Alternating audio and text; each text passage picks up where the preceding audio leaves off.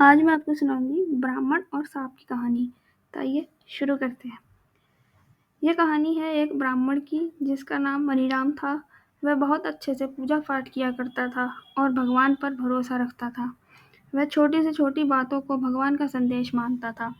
उस ब्राह्मण के पास एक खेत भी था जिसमें फसल उतनी अच्छी नहीं होती थी, लेकिन उसमें जितनी भी फसल होती थी उससे उसका गुजारा हो जाता था। फसल पकने का समय आ चुका था। वह अपनी फसल की निगरानी के लिए दोपहर को अपने खेत में मौजूद एक पेड़ के नीचे सोया करता था। एक दिन जब वह अपने खेत में लगे हुए पेड़ के नीचे सो रहा था, तब उसके सामने एक सांप अपना फन फैलाए हुए खड़ा हुआ था। कुछ देर बाद उस ब्राह्मण की नींद खुली तो उसने देखा कि उसके सामने एक सांप था। पहले तो वह थोड़ा डर गया, लेकिन बाद में उसे लगा कि यह एक देवता है।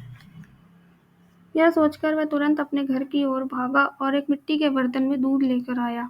फिर उसने वह दूध सांप को दिया और वहां से चला गया।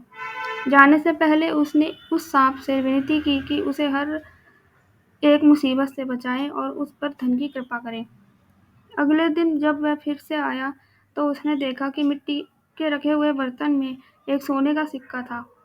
सोने के सिक्के को देखकर उसने सांप को धन्यवाद कहा। अब वह रोज सांप के लिए दूध लेकर आता और हर दिन बदले में उसे सोने का सिक्का मिलता था। कुछ दिनों बाद उस ब्राह्मण को काम के चलते दूसरे राज्य जाना पड़ा। जब वह बाहर जा रहा था, तब उसने सांप को दूध पिलाने का काम अपने बेटे को दिया। बेटे ने भी सांप को बर्तन में दूध दिया और अगले दिन जाकर देखा कि उस बर्तन में एक सोने का सिक्का था। सोने के सिक्के को देखकर उस लड़के के मन में ज्यादा धन प्राप्त करने की लालसा जाग उठी। ऐसे में वह सोचने लगा कि सांप के बिल में और भी सोना होगा। वह उस सोने को एक साथ प्राप्त करना चाहता था।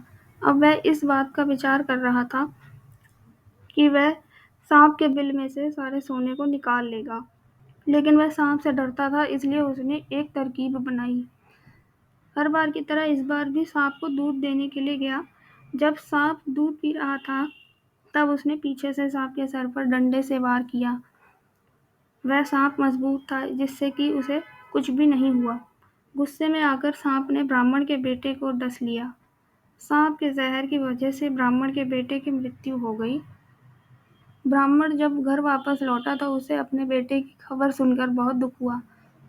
इस कहानी से हमें यह सीख मिलती है कि अत्यधिक लालच करना बहुत ही बुरा होता है। अत्यधिक लालच करने से हम खुद को मुसीबत से घेर लेते हैं। इसलिए लालच ना करते हुए मेहनत करके ईमानदारी के साथ पैसे कमाने में ही भलाई है।